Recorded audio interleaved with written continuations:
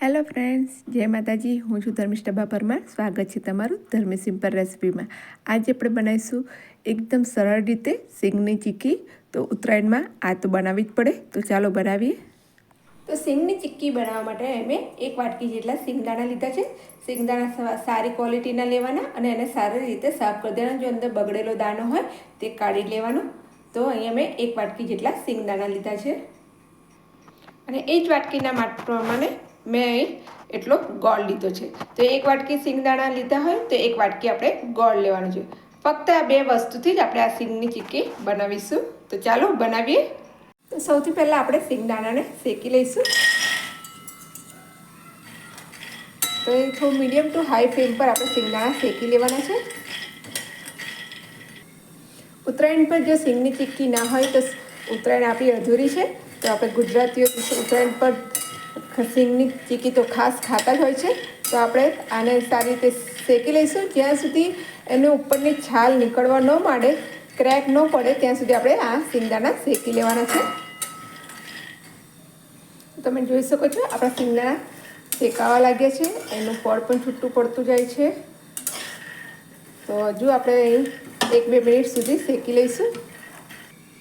તમે જોઈ શકો છો અહીંયા ક્રેક પડવા માંડી છે, મતલબ કે આપણા સિંગદાણા શેકાઈ ગયા છે. હવે ગેસની ફ્લેમ બંધ કરી દઈશું આપણે. હવે આપણે આ સિંગદાણા કોઈપણ રૂમાલ પર આ રીતના આપણે નાખી દઈશું. કિચન ટોવેલ પર પણ ચાલી શકે. કોઈપણ તમારા ઘરમાં કોઈપણ જે નેપકિન હોય એની પર આપણે આ રીતના સિંગદાણા પાથરી દઈશું પહેલાં. અને એને આ રીતના બીજો જ એનો છેડાથી આ રીતના ઢાંકી એને આમ કરીને એના બધા છોડિયા આપણે ફટાફટ કાઢી લઈશું, જેથી તમારું કિચન પણ ગંદુ નહીં થાય અને છોડિયા બધા ઉડીને તમારું કામ પણ નહીં વધારે. તો આવી રીતના તમે છોડિયા પહેલાં કાઢી નાખવાના છે.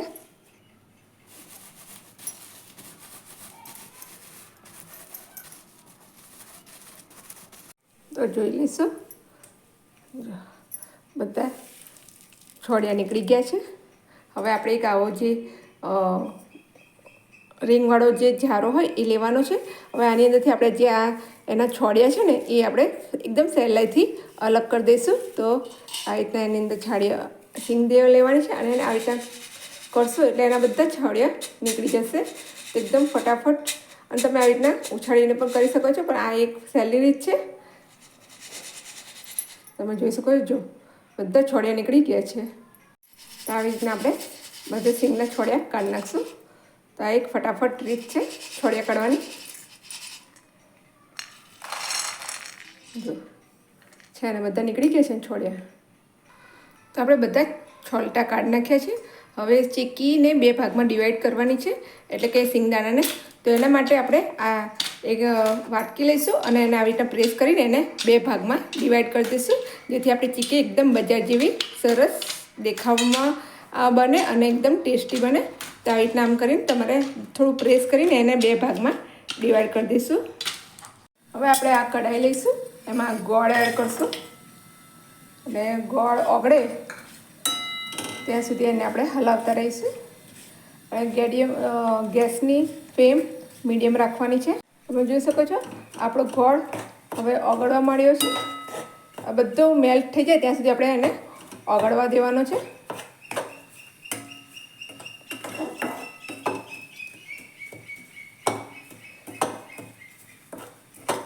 હું આજે તમને એકદમ સહેલી રીત બતાવવાની છું. એકદમ જ્યારે પેલું ગોળનો પાયો કેવી રીતના ચેક કરવો અને કે નહીં એ બધી ઝંઝટ નહીં. ખાલી એક સિમ્પલ જ રીત છે. જ્યાં સુધી ગોળનો કલર એકદમ બદલાઈ ના જાય, ડાર્ક ના થાય ત્યાં સુધી આપણે આ ગોળને ગેસ પર હલાવતા રહેવાનું છે.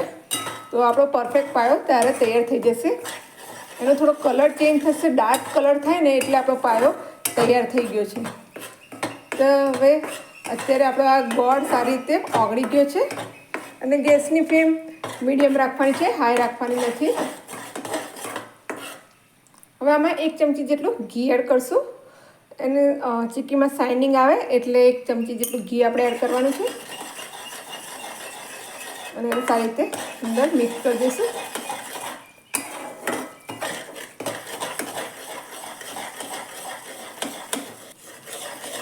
તમે જોઈ શકો થોડો કલર ચેન્જ થઈ ગયો છે આપણો.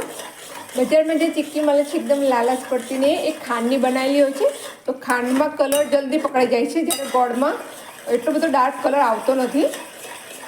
અને ખાંડ શરીર માટે બહુ હાનિકારક હોય છે. તો આપણે આવી રીતના ઘરેથી જ આવી રીતના ગોળમાં ચીક્કી બનાવો તો સ્વાસ્થ્ય માટે પણ ખૂબ જ સારી અને હેલ્ધી હોય છે. તો હવે અહીંયા આપણે 1 પીસ જેટલા મીઠા સોડા એડ કરશું, જેથી આપણી ચીક્કી થોડી સોફ્ટ બનશે ખાવાના.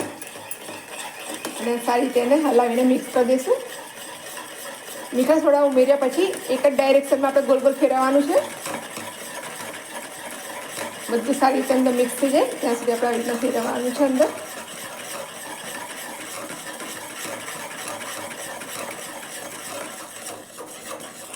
હવે 2 થી 5 મિનિટ આવી રીતના આમ હલાવ્યા પછી આપણે અંદર હવે સિંગદાણા એડ કરશું. અને પછી બરાબર બધું ફટાફટ આને મિક્સ કરી દઈશું. આ એક ફટાફટ પ્રોસેસ કરવાની છે, કેમ કે એમાં પછી જલ્દી ઘી અને આ ગોળ ઠરી જશે. તો એટલે એને આપણે આ ફટાફટ પ્રોસેસ કરીને બધું મિક્સ કરી દેવાનું છે સારી રીતે. હવે અહીંયા મેં ફર્સ્ટને સાફ કરીને અહીંયા ઘી ચોપડી દીધું છે, તો ત્યાં આપણે આ મિશ્રણને એડ કરશું.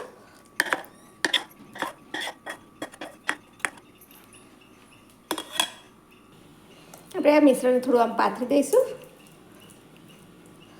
ચમચી પર થોડું ઘી લગાવીને એને આવી રીતના ફેલાવી લેવાનું. જો તમારે મિશ્રણ ચમચીએ ચોટે તો ફરી એની પર ઘી લગાવીને ફરી એને આવી રીતના કરશું. અને તમે એને ચમચી પર પણ ઘી લગાવીને તમે આવી રીતના એને પ્રેસ કરીને અને એને ઠારી શકો છો આવી રીતના. મેં સારી રીતે પાથરી દીધું છે. હવે અહીંયા આપણે થોડા કટ લગાવી દઈશું.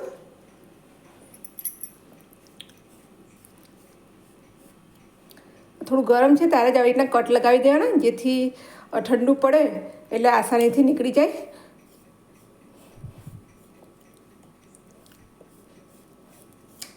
હવે આ ઠંડુ પડી ગયું છે. હવે આપણે એને ઉખાડી લઈશું. જો એકદમ સરસ સહેલાઈથી ઉખડી જાય છે અને સહેલાઈથી તૂટી પણ જાય છે. જો તો આ રીતે આપણે બધા પીસ છૂટા પાડી દઈશું.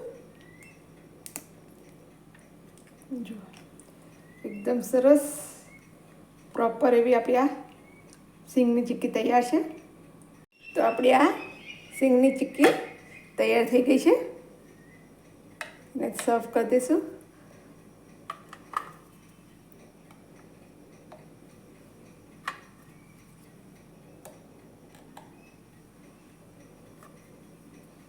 તમે જોઈ શકો છો કે એકદમ પ્રોપર અને એકદમ ટેસ્ટી એવી આપણી આ સિંગની ચીક્કી તૈયાર છે.